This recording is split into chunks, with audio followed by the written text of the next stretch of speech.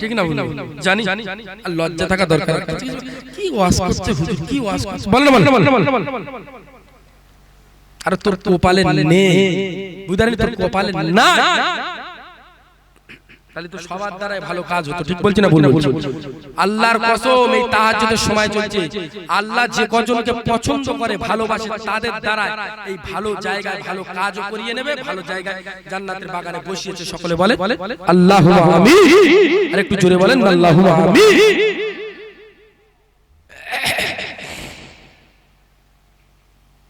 ও ভাইরা বাবাজিরা, যে কথা আলোচনা করছিল মা আমেনাকে বলছে বেটি শুনে রেখে দাও, আল্লাহর নবীর আগমন ঘটবে, ততদিন হয়তো আমি বাঁচবো কি জানি না মা, তবে আমার মনের আশা, আমার মনের আকাঙ্ক্ষা আল্লাহর নবীকে দেখবো মা, তবে নবী দেখা হবে কি জানি না মা।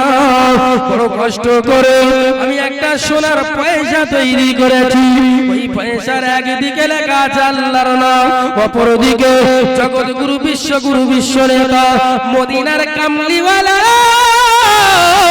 আল্লাহর নবী মুহাম্মাদুর রাসূলুল্লাহ সাল্লাল্লাহু আলাইহি ওয়াসাল্লামের নাম। জোরে হবে না, চিল্লে হবে না।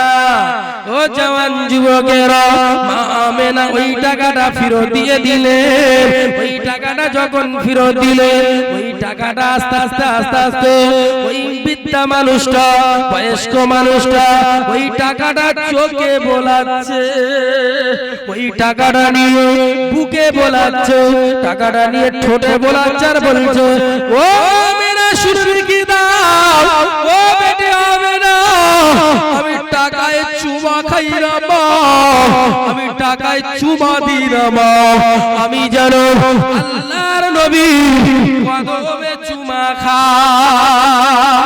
জোরে হবে না, চিল্লে হবে না। ও বেটি আমেনা, আমার রাসূলুল্লাহর কদমে চুমা খায়। তো বাবাজি আমার, ওই বৃদ্ধা মানুষটা ওই সময় আল্লাহ পাকের দরবারে দোয়া করছে, ইয়া রাব্বাল আলামিন আল্লাহ, এই মা আমেনাকে যেন আমার রাসূলুল্লাহর মা হিসাবে কবুল করে নেয়।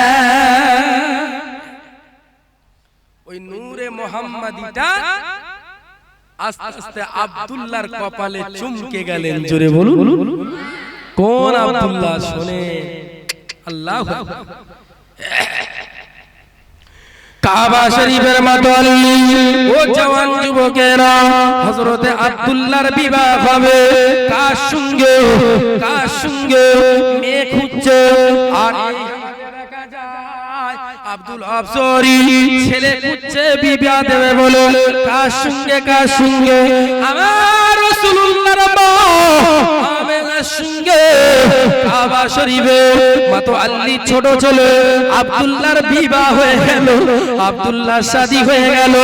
দিন যায় রাত যায় দিন আসে, কাবা শরীফের মাতোয়াল্লি ছেলেরা বললে ও আব্বা যান, ও আব্বা যান, আমরা ব্যবসায় যাব, সিরিয়া জমিনে যাব, আমাদের ছোট ভাই আব্দুল্লাহকে ব্যবসায় নিয়ে যাব, আব্দুল্লাহকে পাঠিয়ে দাও। কাবা শরীফের মাতোয়াল্লি বললেন ও ছেলেরা, আমার ছোট ছেলে আব্দুল্লাহকে নিয়ে যাও। হযরত আব্দুল্লাহ মা আমেনার কাছে অনুমতি চাইতে গেল, ওগো আমার প্যারের স্বামী গো, আমাকে অনুমতি দেন, আমি আব্দুল্লাহ ব্যবসায় যাব। মা আমেনা বলেছিল আপনি আমার প্যারের স্বামী, আপনার উপরে চড়া কথা বলার কোনো অধিকার নাই, আপনার উপরে জোরে কথা বলার কোনো অধিকার নাই, কারণ আপনি হলেন আমার প্যারের স্বামী। এই মুসলমানের বাচ্চারা, এখনকার ঘরে সাবিনা, আয়েশা, খালেদা, মর্জিনা স্বামীর সঙ্গে জোরে কথা বলে না? বলে না? বলে। সব কারণ হয়ে গেছে, ঠিক বুঝেন? কারণ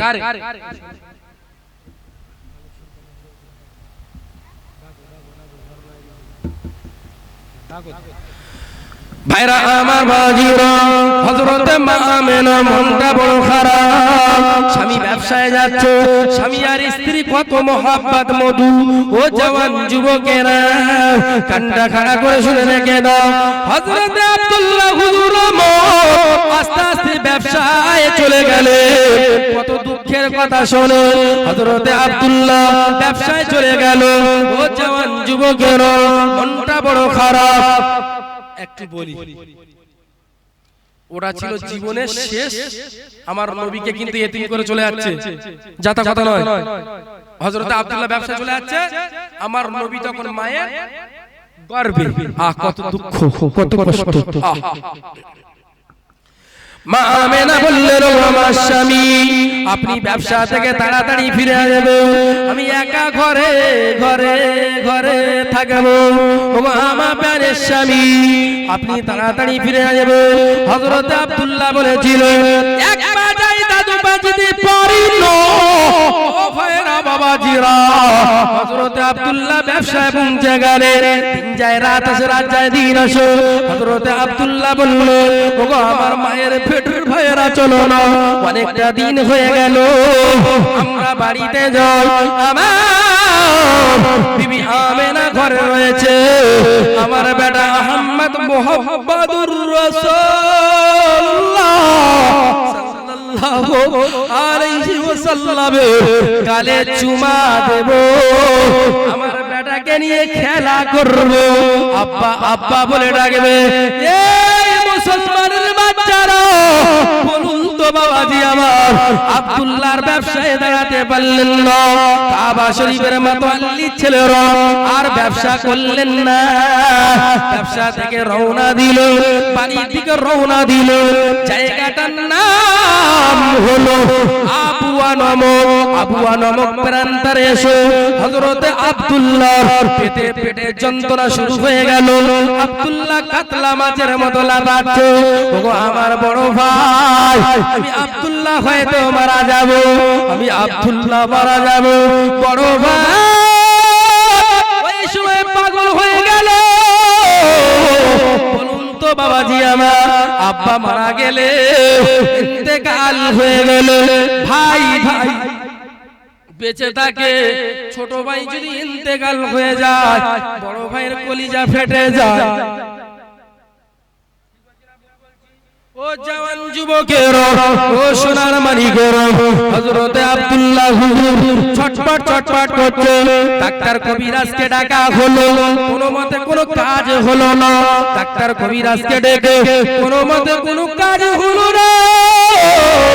হযরতে আব্দুল্লাহ বললে, আমি আব্দুল্লাহ ইন্তেকাল হয়ে যাব, তবে আমার বিবি আমেনাকে তোমরা কোনদিন দুর্নাম বদনাম দেবে না। আমার বিবি আমেনাকে তোমরা কোনদিন ছোট বড় কথা বলবে না। আমার বেটাকে তোমরা কোনদিন বাবার কষ্ট দেবে না। বলুন তো বাবাজি আমার, আব্বা যেমন ভালোবাসবে, আব্বা যেমন ভালোবাসবে, ওই রকম চাচা কি ভালোবাসতে পারবে?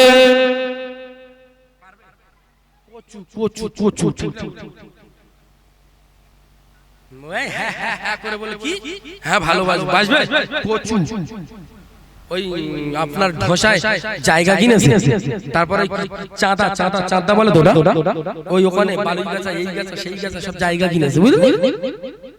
জায়গা কিনে ভাই বোধ আর বাপ মরে যাওয়ার সঙ্গে বলেন বলেন। কিন্তু নবী পাকের চাচারা কি বলছে শোন। হয়তো আমার কথা তিতো লাগছে, আপনাদের বলিনি। যেসব কথা বলছি সেই পিসির রাস্তার ওপারের কথা বলছি, তারা সব ঘুমাচ্ছে, বুঝেছো? ও জওয়ান যুবকেরা, হযরত আব্দুল্লাহ হুজুর কথা বলতে বলতে বলতে বলতে আমার নবীকে জনমের মতো আব্বা হারা করে ফেললে। আমার নবীকে জনমের মতো এতিম করে বিদায় নিয়ে চলে গেলে। ওই অবস্থায় হযরত আব্দুল্লাহকে দাফন কাফন করে দিলে। কাবা শরীফের মাতোয়াল্লি ছেলেরা বাড়িতে পৌঁছে গেলে। কাবা শরীফের মাতোয়াল্লি ছেলেরা কাঁদতেছেন আব্বাজান জিজ্ঞাসা করছে বাবা ছেলেরা কেন কাঁদছো বাবা ও আমার আব্বাজান কি বলবো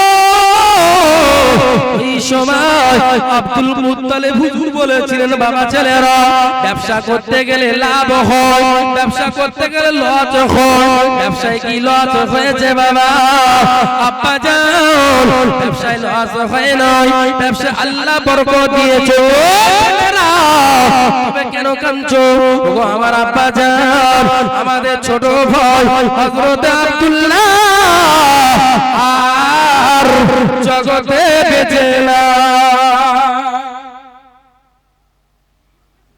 জগতে আব্দুল্লাহ আর বেঁচে নাই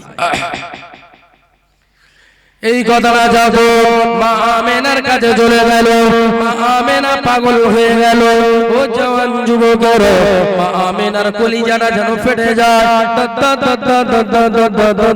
দর করে পানি ঝরে যায় মা আমেনা কাঁদছে ও আমার শ্বশুর আব্বাজান আমার স্বামী আব্দুল্লাহ বেঁচে নাই আমি আমেনা কোথায় থাকবো কার কাছে যাব আমার গর্বে আব্দুল্লাহ সিদ্দিকা রয়েছে আমার গর্বে আখিরি জামানার নবী রয়েছে রাহমাতাল লিল আলামিন রয়েছে এই মুসলমানের বাচ্চারা কান্না খাড়া করে শুনে রেখে দাও হযরত আব্দুল মুত্তালিব হুজুরকে বলেছিলেন ও কাবা শরীফের মতো মা আমেনাকে রাখা যাবে না মা আমেনা হলো কলঙ্কিত মা আমেনার ভিতরে গোপন রোগ রয়েছে এই রোগের কারণে আমাদের ছোট ভাই আব্দুল্লাহ বিদায় নিয়েছে ইন্তেকাল হয়ে গেছে মা আমেনাকে রাখা যাবে না আল্লাহ